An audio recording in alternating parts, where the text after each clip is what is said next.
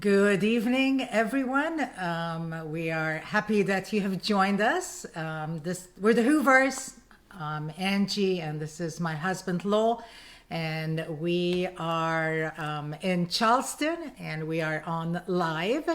And we just want to thank you for joining us every Thursday night for our Marriage Corner. It is definitely one of the highlights of our week, and we truly enjoy being with you. We want to give a special shout out to those of you that listen to us from different parts of the world, especially those that have been following us and have joined us every week from the Philippines and from England and South Korea and Nicaragua and Haiti and Honduras and Albania and Malta and Cambodia and Japan and other places. But a special shout out to all of you, and thank you for joining us.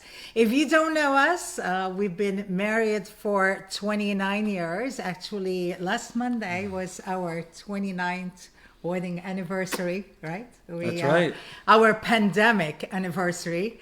It was awesome. We were married when we were 16. Yes. I was 15, Lo was 16. And I wish I could say that every single moment of those 29 years was complete bliss. But I can't, because we did have a fight once. So it was almost complete bliss, but I blew it. It was my fault. No, it was my fault. No, honey, it was my fault. No, absolutely not. It was mine. Lasted 13 years. It was fight. my fault. I'm always right. And so we can't say it was complete bliss. But apart from those moments, it has been complete bliss. Amen. Well, as we always do every week, we've got a question. These questions are, oh my goodness, they're life-changing.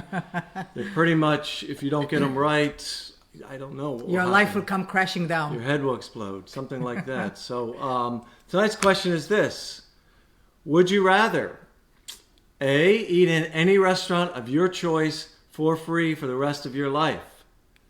Or would you just rather eat in a restaurant, period? Or B, have free international airfare tickets for the rest of your life? So both of them for the rest of your life. Whether eat in a restaurant of your choice, free for the rest of your life. Can you imagine how much weight you would gain? B, have free international airfare tickets for the rest of your life. That's a toughie. Wow, that's a hard choice, isn't it? I know. Which would you take? Goodness. Well, you know what? I'm thinking, imagine if I never had to cook again, how amazing that would be. Yeah. That would truly be amazing. All right, But everybody's taking D. Claudia. I would hands Julie. down take B. I got to make that clear. Kevin. Ronnie came out of the... Ronnie likes He restaurant. went A. He would take the restaurant. So will Jeff. Jeff, all the guys. Oh, Salandra. Triple B. I'm with you, Salandra. I know what Jessica Williams would take. Free airfare for sure. Oh, yes, definitely Jessica. And it's good to have you on, Jessica. Tyler? A B, of course. Yes, me too. That's it. Yeah. Nick Potter's just watching.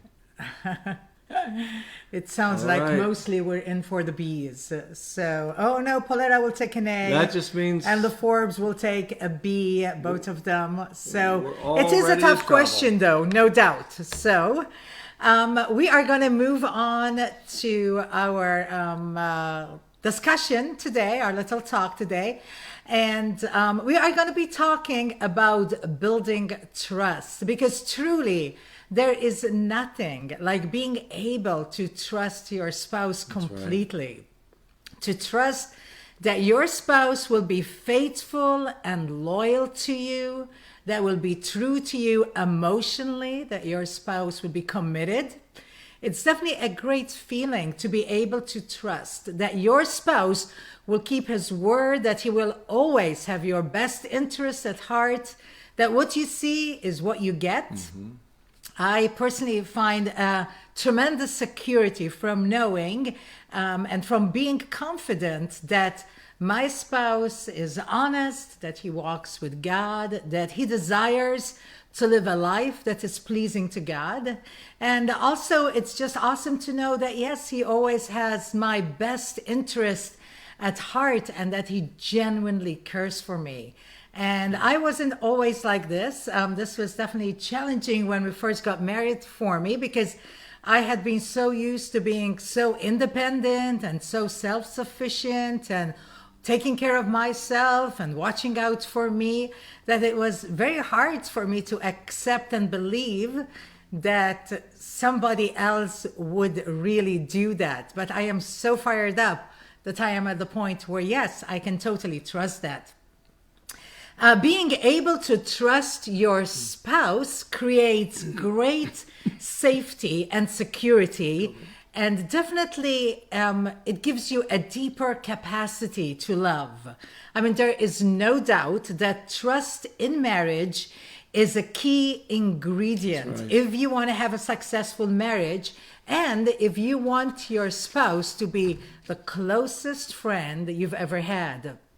And for sure, Satan will work hard to steal away that trust and that security, and he'll do his best to sow mistrust, to keep married couples divided and isolated from one another, so that they think that they themselves are the only safe place that they have left. You know, tonight I want to make it clear that we are not talking about how to rebuild trust, but how to build trust. Certainly, infidelity, lies, or broken promises, all these things can severely damage the trust between a husband and the wife. And that will be a whole other topic at another time. So we don't want you to feel like we're being shallow in this discussion, but that is not something that we're going to be talking about tonight. So one of the Old Testament translations for the word trust, batak, has a meaning of being careless. When you trust your spouse, you are supposed to feel so safe that you feel careless. You feel free of concern with him or with her. You don't have to hide part of yourself. You don't have to feel self-protective. You can just be careless with each other. You are not guarded in any way. You can completely be yourself. And that's just a great gift. And it is scary to be able to be completely yourself.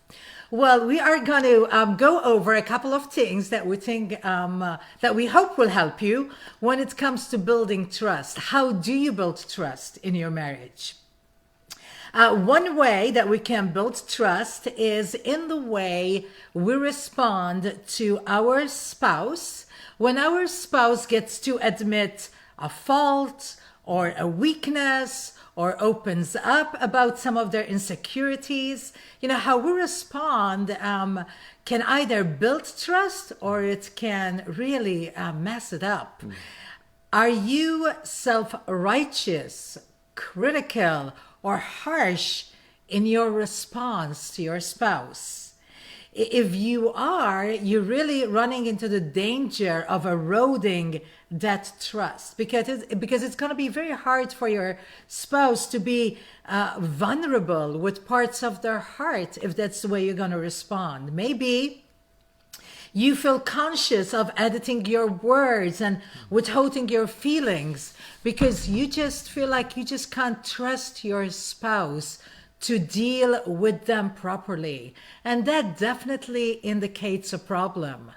To build trust, you have to create experiences and an atmosphere of being able to be open without being afraid of the reaction that you are going to get.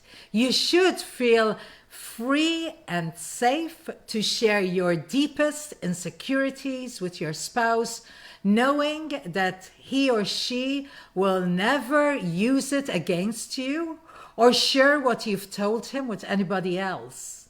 If you're not sure if you can place the fine china of your life in your spouse's hands, then you are being confronted with a weakness in the areas of trust in your marriage. if you don't have great trust, you definitely this is also going to affect your sex life. Yeah. Your sex life, when there is lack of trust, will either cease to exist eventually, or it will just go through the motions. But there is no way that you can have great passion or fire and great depth and intimacy if you don't have great trust, because you cannot be vulnerable. You cannot grow closer to each other.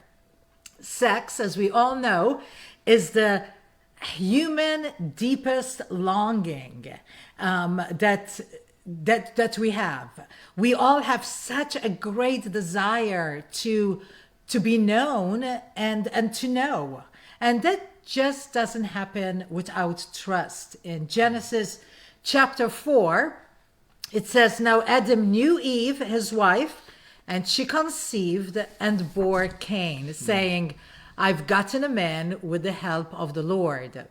You know, that word to know, that Hebrew word to know, indicates a personal understanding and an intimate knowledge of the other person. Just knowing their fears, their secrets, their hurts, their dreams. Really, the power of the sexual experience has such a profound effect on our lives because it is itself an act of trust. I trust that you will not hurt me. I trust that I can make myself completely vulnerable to you. That Hebrew word for trust in the Old Testament, like we said, means carefree, to be completely carefree, where there is no hiding, no concealing, no guilty secrets to separate or to distance between yourself and your spouse. The actual act is being fully known and fully accepted. It is the ultimate act, really, of vulnerability and complete transparency.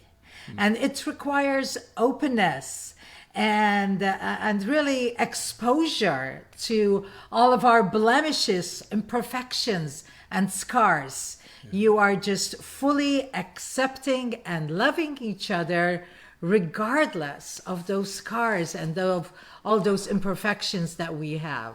You know, another area in which we can build trust is by having full disclosure with your spouse. Not just with some other best friend that you have, but with your spouse. I think sometimes we can hide under the umbrella of, oh, well, no, I share everything that's going on. I share with my girlfriend or with my guy friend, you know, a friend of the same sex about what's going on with me, and therefore I'm okay. We don't call them guy friends. Yeah, we don't call them guy friends. We just call them friends. Close friends. But really, our lives need to be an entire open book with our spouse. We need to eliminate any corners where sin or secrets can hide. In John chapter 3, it says, "All who do evil hate the light and refuse to go near it for fear their sins will be exposed. But those who do what is right come to the light so others can see they are doing what God wants." And this is so true. When we hate evil, we seek the light, we seek to be completely open. Usually it's when we have stuff to hide then that we want to go into the darkness. I think it's important that we give as spouses one another unlimited access to our social media accounts, to email folders, to receipts, to bank information. It's important that you share phone passwords of your apps, and really text messages are open to be viewed anytime. But truly, if you feel like you need to check on your spouse texts or emails, then there's something wrong with your trust. If you even feel like there is a need to check on it. Another way to build trust is by having strong boundaries in your relationships when it comes to the opposite sex. In Matthew 26, it says, "Watch and pray so that you will not fall into temptation. The spirit is willing, but the flesh is weak." You know, we always encourage other married couples, and we definitely do this ourselves for sure, is that we never have solo lunches with people of the opposite sex, whether they are co-workers, whether they're close friends, it doesn't matter. Just no lunches, no dinners, no carpooling, definitely no trips with anyone of the opposite sex. And I know what you're thinking. Well, sometimes your career might demand that you travel with the opposite sex. And sometimes there's nothing that you could do about it. But your spouse needs to know and trust that you will never put yourself in a compromising situation or an emotional one. And now, off to my trusted friend. I love knowing you. Oh, and I love being known by you. Amen. That was awesome. As Angie said, I totally agree. Trust is the foundation of a great marriage, of a great relationship. If you don't have trust, you're building on sand. There's nothing really there. It's going to fall. And we're not, tonight, as Angie said, trust can be rebuilt. We're not going to talk about that necessarily tonight. I heard a story once, though, of a son who lied to his mom a lot, and one time she was so mad she threw this fine little teacup of china and she smashed it. And when she got herself together, she told her son, you know, that teacup is like our trust. It's been shattered, and it's very difficult to put it back together. And supposedly the son worked for weeks just gluing each piece back together. So trust is important. We don't believe it's just given unconditionally in marriage. The truth is, all of us have been hurt in different ways growing up and through life, family. Some of us a whole lot more than others. And we bring that into marriage, and sometimes it's challenging to just give trust. But as we've talked about, it's got to be built. It's got to be worked on. We trusted each other when we got married. We did. But to do what Angie just shared about completely carefree, fully trusting each other with our hearts, our weaknesses, that's had to be built. And we don't regret it. We don't regret going through the tough times, the tears, being vulnerable, being real, and building a lasting trust. First thing I think we need to do is, just some practicals also, like Angie shared, is let your words and your actions be synchronized. What does that mean? Synchronized. Don't be a hypocrite, would be layman's terms. Your actions and your words are synchronized. We don't use that very much. Synchronized swimming. Matthew 23, Jesus said in verse 1, "Then Jesus said to the crowds and to his disciples, the teachers of the religious law and the Pharisees are the official interpreters of the law of Moses. So practice and obey whatever they tell you. But don't follow their example, for they don't practice what they teach." You know, one way to build trust in marriage is to make sure your actions reflect your words. If your spouse hears you sharing all kinds of great advice and wisdom and thoughts with somebody, and they're always rolling their eyes and wondering, gee, if you would do that, something may be wrong.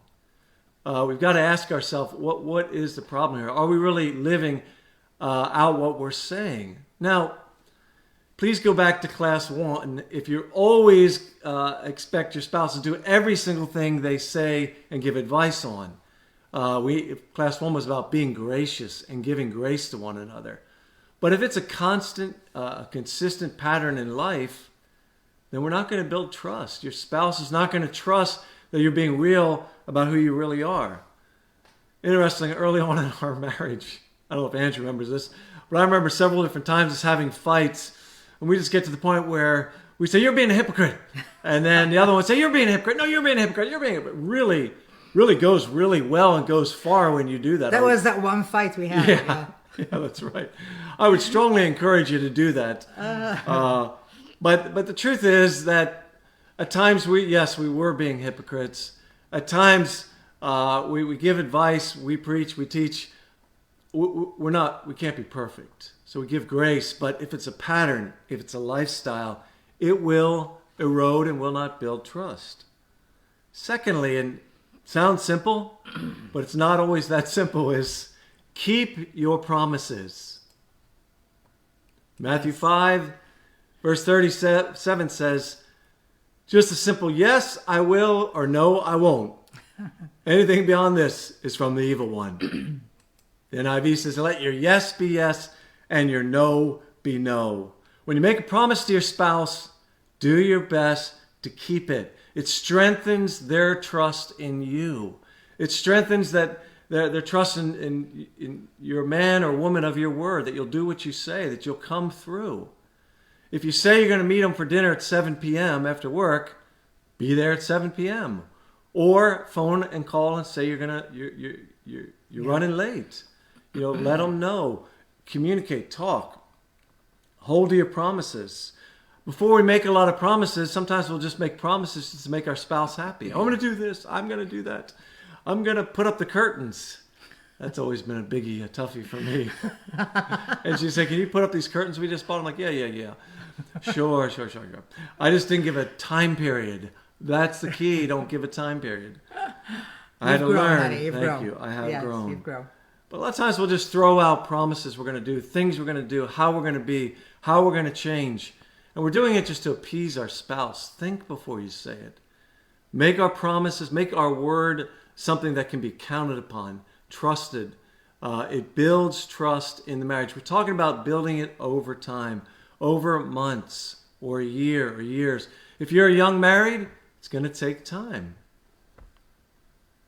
Third practical is show up. Just be there. No, there's more to it than that. It sounds like very close to keeping your promises, but showing up. Luke 16 verse 10 says, whoever can be trusted with very little can also be trusted with much. And whoever is dishonest with very little will also be dishonest with much.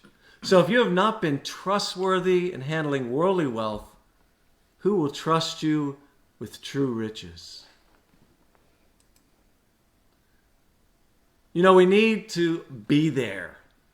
Be there emotionally, be there spiritually, be there physically, which we can't be there right now, but you can be there with your spouse. You know what I'm talking about. But we've got to be there, and we've got to be able to be trustworthy in the little things. We've got to show up in the little things. When your spouse is sick, my wife had to teach me this.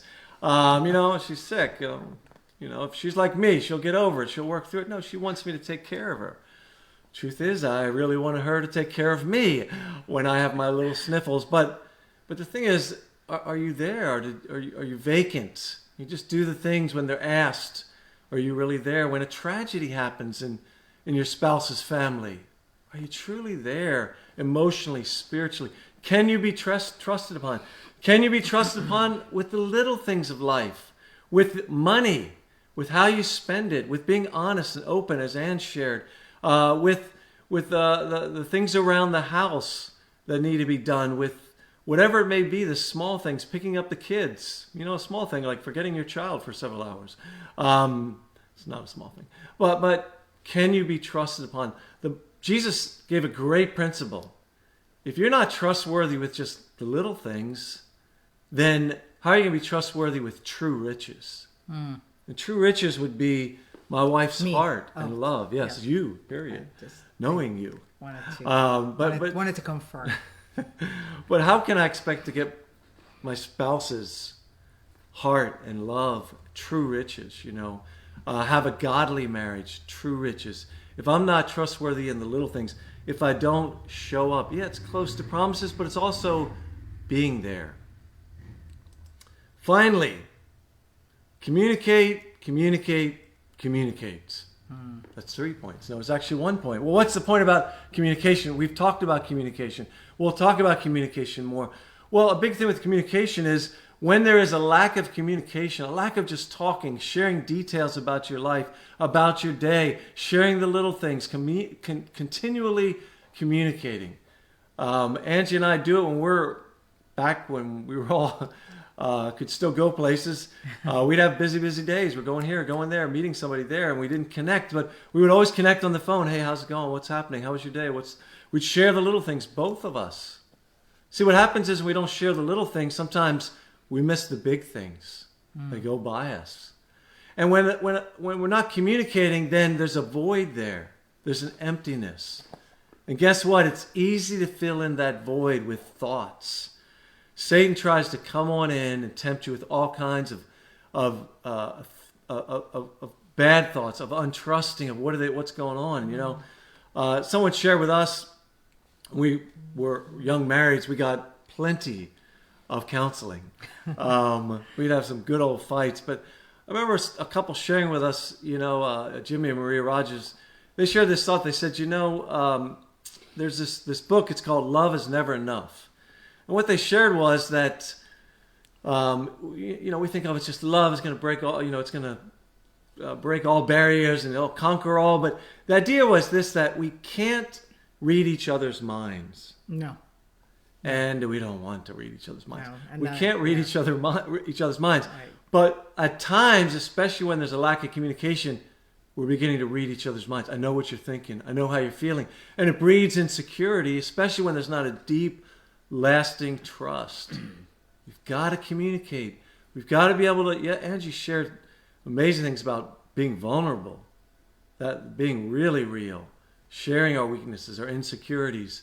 But we've got to even just communicate about what's going on in our life, who we are. We've got to continue to communicate and communicate and communicate and communicate. Okay, I've said enough.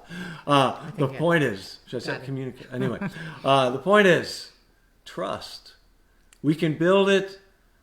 Sadly to say, we can also, it is like that fine piece of china that can be shattered pretty easily too. It's fragile at times. Now, as the years go by, it can get stronger and stronger and stronger. But let's continue in our marriage to build great, great trust. Amen? Yes, absolutely. We love you guys. Thank you so much for joining us. We look forward to being with you next week and in the ages to come. Have a good night. Good night. Ciao.